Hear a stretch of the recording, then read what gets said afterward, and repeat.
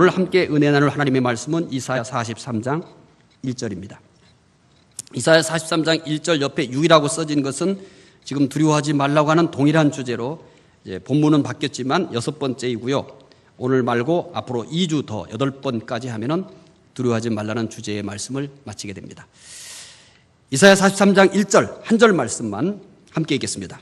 야곱아, 너를 창조하신 여호와께서 지금 말씀하시느니라. 이스라엘아, 너를 지으신 이가 말씀하시느니라. 너는 두려워하지 말라. 내가 너를 구속하였고 내가 너를 지명하여 불렀나니 너는 내 것이라. 아멘. 오늘 주일 예배에 참석하신 여러분들에게 하나님의 은혜와 평강이 함께 하시기를 바랍니다.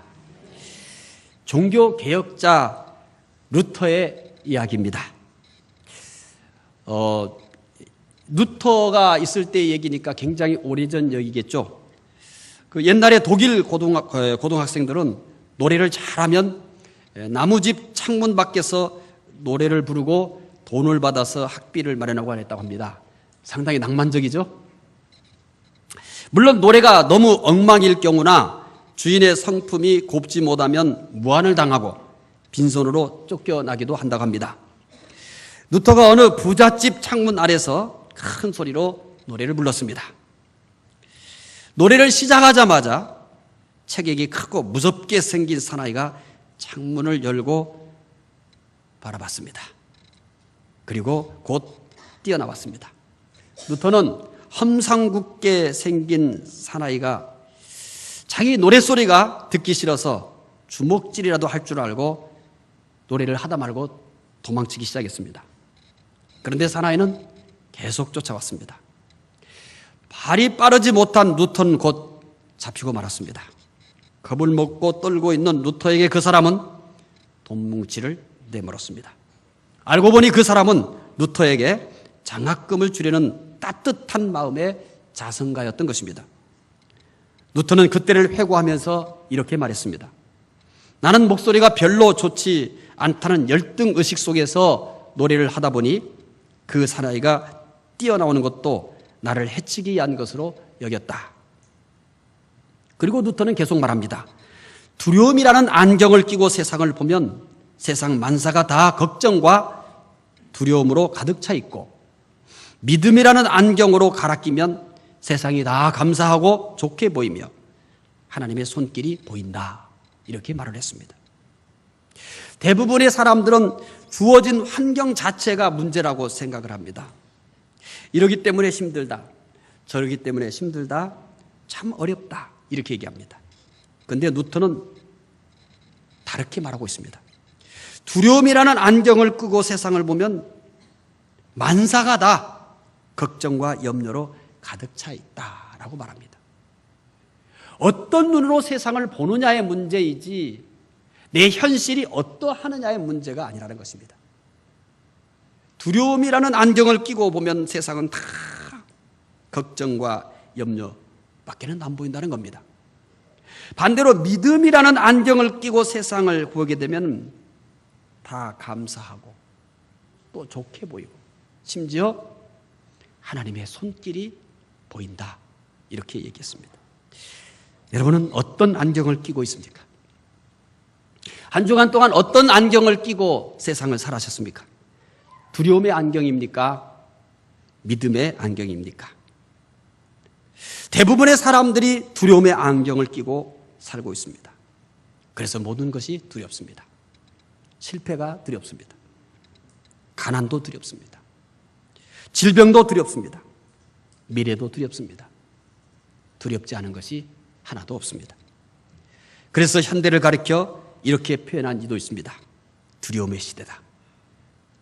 얼마나 이 시대에 두려움들이 많았으면 두려움의 시대다 이렇게 표현했겠습니까? 그렇다면 사람들은 두려움을 어떻게 해결할까요? 현대인들은 두려움을 극복하기 위해 술을 마시기도 합니다. 그것 가지고 안 되니까 심지어 마약까지 복용하게 됩니다. 그러나 술과 마약은 두려움을 극복하게 해주는 것이 아니라 마취제처럼 잠시 잊게 해주는 것입니다. 술과 마약에서 깨어나면 두려움은 더 크게 다가옵니다. 그렇다면 어떻게 해야 두려움의 문제를 해결할 수 있을까요? 이사야 43장 1절 말씀을 다시 한번 읽어보겠습니다. 야곱아, 너를 창조하신 여호와께서 지금 말씀하시느니라.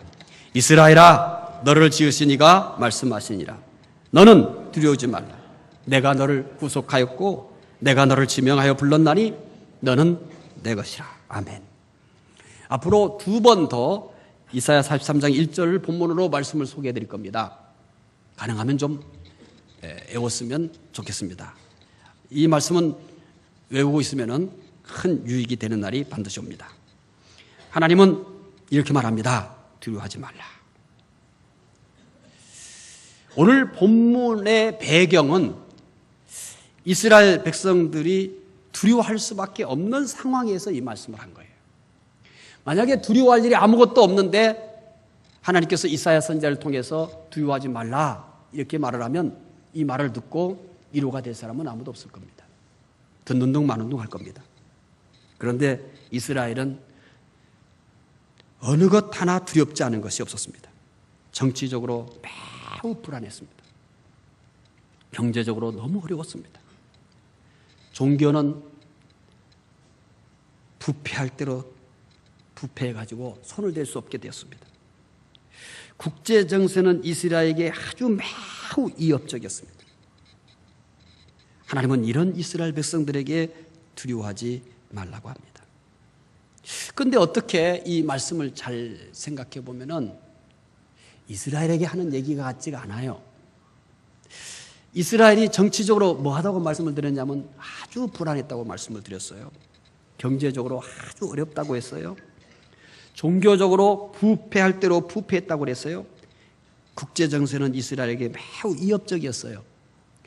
이거 이스라엘 얘기가 아닌데요. 지금 우리 얘기하는 것 같지 않아요? 우리 얘기 같아요, 아무래도.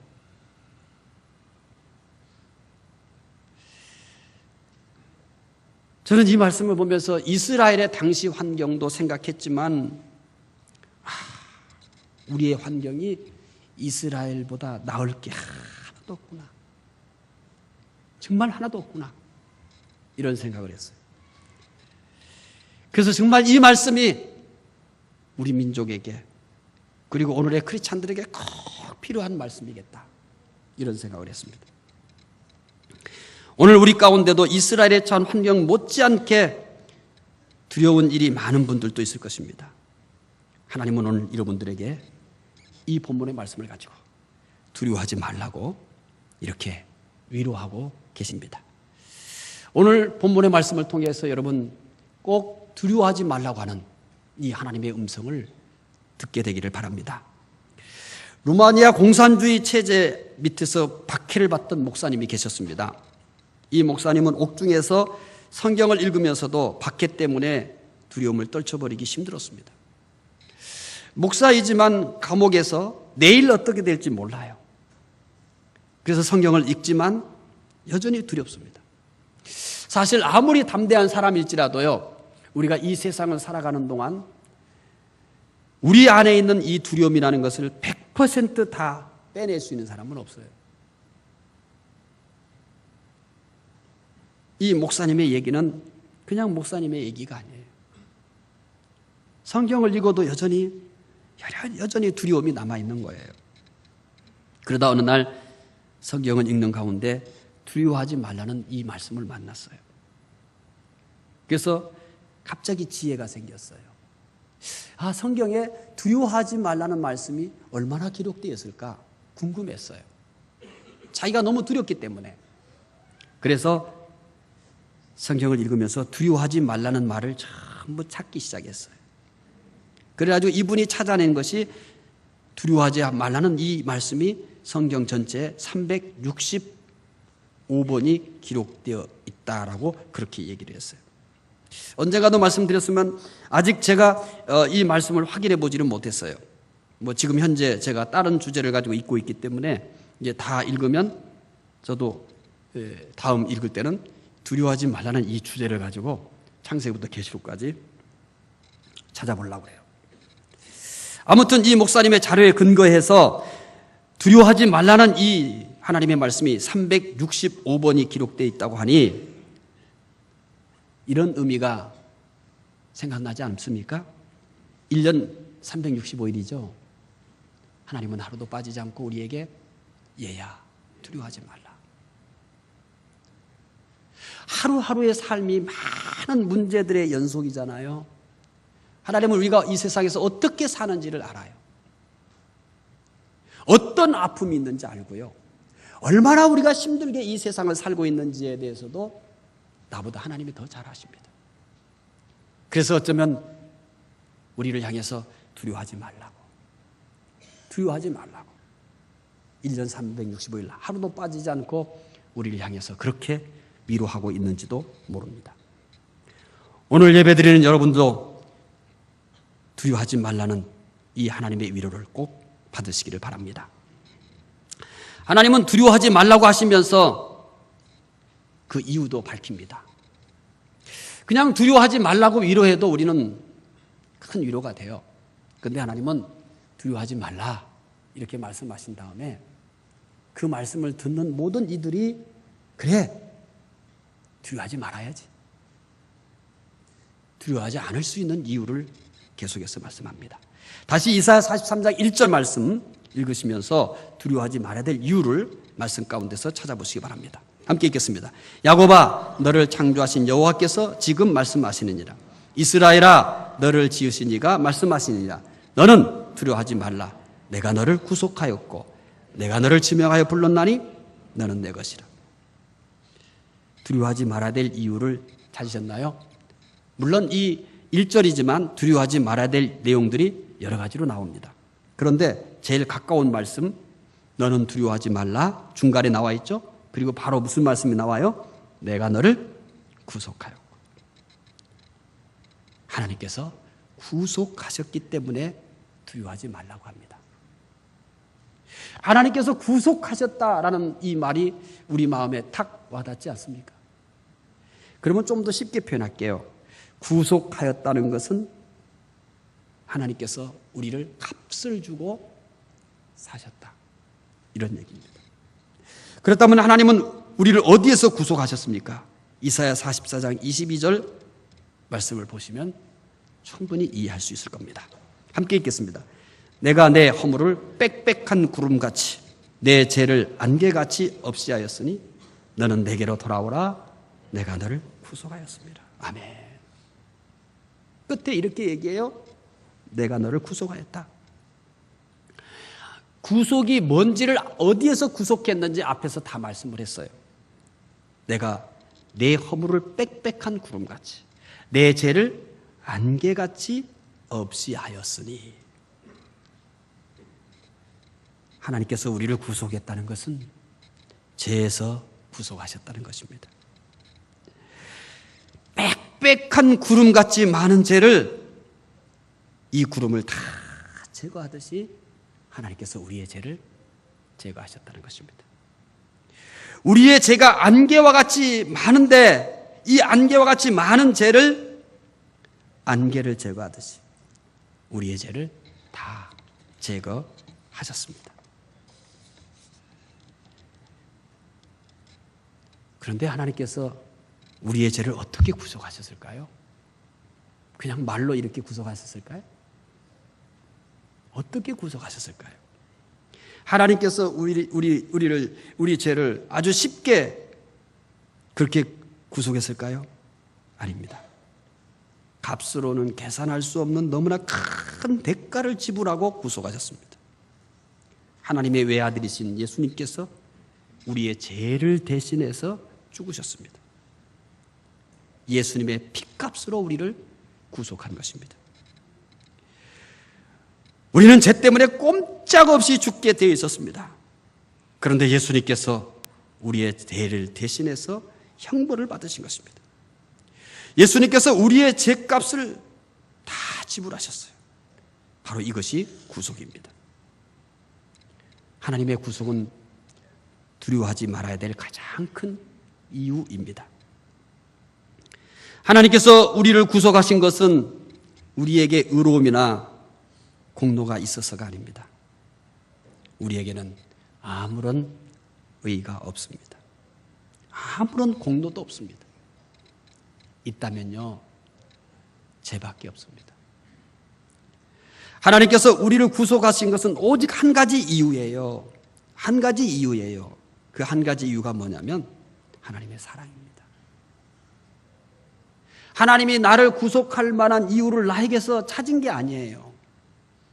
내가 다른 사람보다 뭔가 착한 것이 있어서 그런 게 아니에요. 내가 다른 사람보다 깨끗해서 그런 거 아니에요. 나에게는 이유가 없습니다. 이유는 어디에 있냐면 하나님에게 있어요. 하나님의 사랑이에요. 그래서 요한복음 3장 16절에 이렇게 우리에게 말씀하고 있죠. 함께 읽어보겠습니다.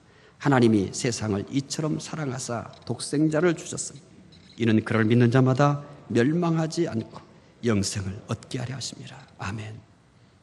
하나님께서 우리를 일방적으로 사랑하셨어요.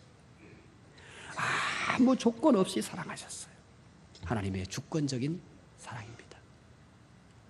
우리가 예수를 믿는다고 하는 것은 바로 이 하나님의 위대한 사랑에 감동되어서 믿어야 돼요. 하나님의 사랑이 동기가 돼야 돼요. 동기가. 우리가 예배 드림에 있어서도 마찬가지입니다. 무엇이 우리를 하나님께 예배할 수밖에 없도록 만들어야 되냐면 그가 나를 이렇게 사랑했다는 것입니다. 사랑이 동기가 돼야 돼요. 우리 모두가 다 하나님의 사랑의 포로가 돼야 돼요. 하나님의 사랑에 푹 빠져 있어야 돼요. 그래서 우리가 예수를 믿는 데 있어서 가장 우선 작업은 뭐냐면은 하나님의 사랑을 자꾸 깨닫는 거예요. 하나님의 사랑을 자꾸 경험하는 거예요. 하나님이 날 이렇게 사랑하셨구나. 하나님이 이렇게 나를 사랑하셨구나. 그런데 우리는 자꾸 내가 할 것을 찾아요. 내가 해야만 되는 것을 찾는 거예요. 그러다 보니까 자꾸 신앙이 화석처럼 굳어가요. 열기가 식어져 가요. 그리고 날 움직이는 것은 습관이에요. 의무예요. 나를 움직이는 것이 무엇이어야 되냐면 나를 향한 이 하나님의 사랑. 여러분이 누군가로부터 정말 평생 갚을 수 없는 사랑을 입었어요. 그러면 내가 그 사람을 위해서 무엇을 하는 것이 항상 무엇이 그 사람에게 하게 만드는 거겠어요? 그 사람에게서 입은 사랑이에요. 사랑이에요. 내가 그에게 밥을 한번 대접해도 의무가 아니에요. 늘 그것을 대접해도 미안해요. 내가 받은 사랑에 비해서는 이건 너무 짜잔한 거야. 내가 그에게 무슨 선물을 해도 늘 미안한 마음이에요. 그에게서 입은 사랑은 비교할 수 없이 크기 때문에 말이에요. 그런데 그에게서 입은 사랑이 너무나 큰데 밥 한번 대접하기 위해서 내가 언제 밥을 대접했다고 떠들고 다니고, 내가 선물 한번 사주고서는 내가 이 선물 그 사람에게 했다고 이렇게 만약에 하고 다닌다면 우리는 그 사람을 바라보면서 뭐라고 얘기할까요? 저 못난 놈, 이렇게 얘기할 거예요. 그러니까 교회 안에는 어떤 사람이 많다는 거예요? 못난 놈 많아요. 정말 너무 많아요. 그러니까 매력이 없는 거예요. 크리스찬에 대해서, 교회에 대해서. 그래서 매력이 없는 거예요. 내가 무엇을 해도 언제나 하나님께 더할 수 있어야 되는데, 하나님, 나의 예배가 정말 하나님 더 경건한 예배, 영으로 드리는 예배가 돼야 되는데 예배를 드리고 나도 언제나 아쉬운 마음이에요. 근데 내가 오늘 주일 예배 참석했다, 그밖에 없어요. 나 주일 평생 지켰다, 내 자랑밖에 없어요. 평생을 지켜도 천년을 지켜도 그가 나에게 사랑을 베푸신 그것에 비하면 바다에 있는 모래 중에 모래알 하나도 안 되는 거예요. 설령 내 몸을 불사르게 하나님 앞에 내가 그렇게 해서 순교를 한다 할지라도 그래도 하나님이 나에게 주신 이 사랑에 비해서는 지푸라기보다 못한 거예요. 우리가 어떻게 하면 정말 멋있는 크리스찬이 될 수 있을까? 어떻게 하면 우리가 날마다 믿을수록 행복하고 믿을수록 의되고 믿을수록 감동인 그런 신앙생활을 할 수 있을까? 무엇을 많이 함도 아니요, 하나님의 이 무한한 사랑에 감동을 하는 겁니다. 이 하나님의 사랑을 경험하는 겁니다. 왕의 신임을 받은 훌륭한 제사장이 팔레스타인을 여행하다가 복음을 듣고 감동을 받아 그리스도인이 되었습니다. 귀국한 제사장은 구원의 감격을 증거했습니다.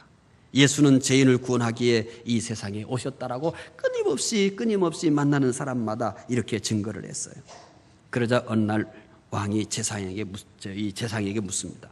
만왕의 왕이 되신 하나님이라면 말 한마디 말로도 사람을 구원할 수 있어야지 무엇 때문에 친히 사람의 몸을 입고 왔단 말인가? 이렇게 물었어요. 그러자 제사장은 하루만 여유를 주십시오, 이렇게 부탁을 했어요. 그리고 집에 돌아와 빼어난 재주를 가진 목수를 불러서 왕자와 똑같이 생긴 목각 인형을 만들었습니다. 그리고 왕자가 입는 옷, 똑같은 옷을 이 목각 인형에게 입혔습니다. 멀리서 보면 왕자일 수밖에 없습니다. 멀리서 보면 누가 목각 인형이라고 생각하지 않아요. 완전히 왕자일 수밖에 없어요. 이튿날 왕은 제사장과 같이 배에 앉아 어제의 질문에 대해서 답을 해라고 재촉했습니다. 바로 그때 상궁이 연못가에서 어린 왕자 목각 인형을 안고 있다가 왕이 왕자인 줄 알고 기뻐서 부르는 순간 일부러 목각 인형을 물속에다가 빠뜨렸습니다. 그러자 왕은 생각하지도 않고 지체 없이 물속으로 뛰어들려고 했습니다. 그러다 제사장이 급히 왕을 만류하면서, 왕이여, 왜 친히 물속에 들어가려고 합니까? 친히 물속에 뛰어 들어갈 필요가 없습니다. 저에게 분부만 하십시오. 그러자 왕은 안 된다, 안 되느니라, 내가 친히 구하러 가야 한다. 다른 사람은 마음이 안 나요. 이것이 아비의 사랑이다. 이렇게 왕은 제사장에게 말했습니다. 그러자 제사장은 배아 옳습니다. 전지전능하신 하나님께서도 명령을 하거나 천사에게 부탁하지 않고 친히 사람의 모양으로 오셨으니 그것이 인생을 향한 하나님의 지극한 사랑입니다. 예수 그리스도는 그냥 예수 그리스도가 아니에요. 하나님의 사랑의 극치입니다. 하나님께서 우리를 구속하신 것은 하나님의 사랑 때문입니다. 이것이 전부입니다. 그래서 우리는 이렇게 찬송합니다. 아, 하나님의 은혜로 이 쓸데없는 자 왜 구속하여 주는지 난 알 수 없도다. 불러보셨지만 뜻을 생각해 보셨나요?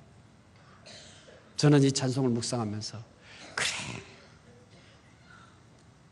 아, 하나님의 은혜로 이 쓸데없는 자 왜 구속하여 주는지 난 알 수 없다. 정말 알 수가 없어요. 어디에 나를 구속해야 될 이유가 나에게는 없어요. 어디를 봐도 나에게는 구속할 만한, 하나님이 나를 구속해 줘야 될 만한 어떤 조건도 없어요. 그런데 구속해 줬거든요. 그래서 이렇게 찬송할 수밖에 없는 거예요. 아, 하나님의 은혜로 이 쓸데없는 자 왜 구속하여 주는지 난 알 수가 없다. 찬송가 310장입니다. 이 찬송가 1절만 우리 함께 불러보도록 하겠습니다. 찬송가 310장입니다. 아, 하나님의 은혜로 이 쓸데없는 자 왜 구속하여 주는지 난 알 수 없도다.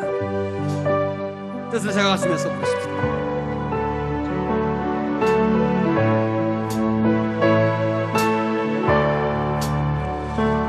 아, 하나님의 은혜로 있을 데 없는 자 왜 구속하여 주는지 난 알 수 없도다. 내가 깨고 또 의지함은 내 모든 형편 아시는 주님 늘 보호해 주실 것을 나는 확신하노라.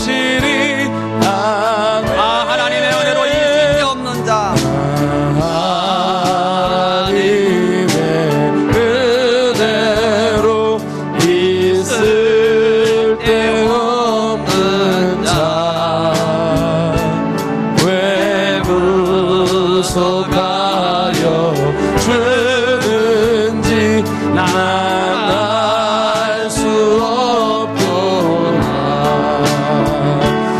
내가 믿고 또 의지함은 내 모든 형편 아시는 주님 늘 보호해 주실 것을 나는 확실히 아네.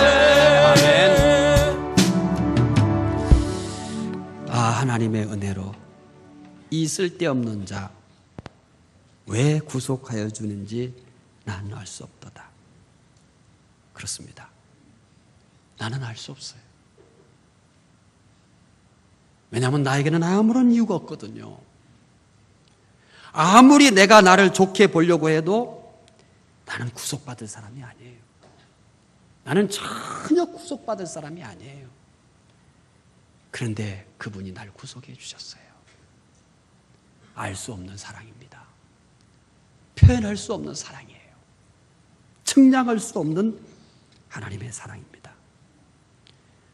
하나님의 사랑의 절정은 바로 우리를 구속하신 것입니다. 하나님께서 말로 표현할 수 없는 큰 사랑으로 우리를 구속하신 것은 우주 만물이 다 아는 사실입니다. 나만 몰라요. 우주 만물도 다 사람을 구속하신 것에 대해서 감동할 겁니다.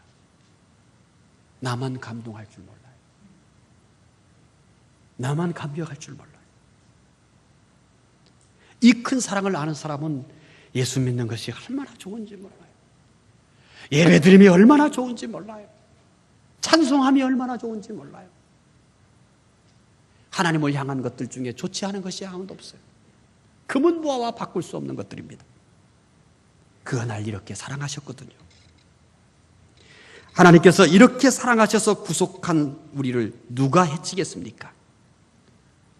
우리를 해칠 자는 아무도 없습니다. 그래서 이사야는 하나님의 구속받은 자들에 대해서 이렇게 외칩니다. 참 은혜로운 말씀입니다. 이사야 51장 11절입니다. 기억하시면 참 은혜가 될 거예요. 읽어보십시다.